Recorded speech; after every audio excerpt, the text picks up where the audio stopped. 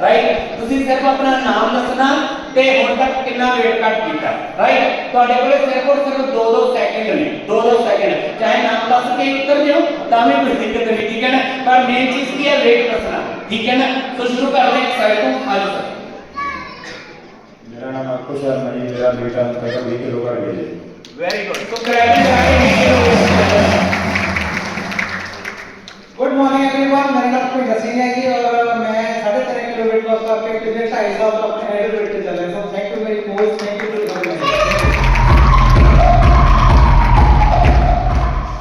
good morning जी मेरा नाम हसन सिंह है मैं इस यूपीएस यूनिवर्सिटी वाला करके अपना 18 किलो वेट लॉस किया तो मैं थैंक यू करता हूं थैंक यू